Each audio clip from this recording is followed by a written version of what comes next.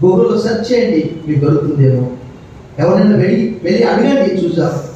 కానీ దేవుడు అంటున్నాడు ఇక్కడ, ఆయన కృప విస్తరించింది, కృపా దాతృత్వము.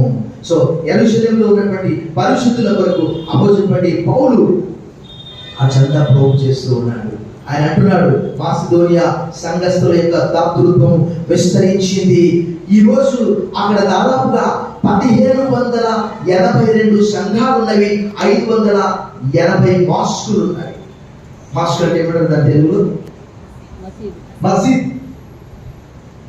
అక్కడ ముస్లిమ్స్ ఉన్నారు, క్రిస్టియన్స్ ఉన్నారు. మొదటి శతాబ్దంలోనే ఇంకా అనేక సంఘాలు కట్టబడుతూ ఉన్నవి. అది పూర్తిగా క్రైస్తవ దేశం. అది ప్రభువుకు ప్రేమైనటువంటి వారు. వారి గురించి అపోజిట్ పౌలు కొరింథీ సంఘానికి రాస్తున్నాడు. అయా, వారు మొట్టమొదటిగా ప్రభువుకు తాము అప్పగించుకున్నారు, తర్వాత మాకు కూడా వారు అప్పగించుకున్నారు. ఈరోజు అనేక మంది అంటే ఒకటి, ప్రభువు నీతో నీ హృదయంలో నీవు ప్రభువాడిగా ఉన్నప్పుడే నీ చందా ఆయన అంగీకరిస్తాడు. శుద్ధ మనసుతో అంటే అర్ధ మనసుతో నీవు ఇస్తే ప్రభు తీసుకునేవాడు కాదు, ఆయన భిక్షగాడు కాదు. ఎందుకంటే దేవుని వాక్యంలో అపోస్తలుల కార్యములు 20:35 వచ్చాడండి. అపోస్తలుల కార్యములు 20:35 వచ్చాడు.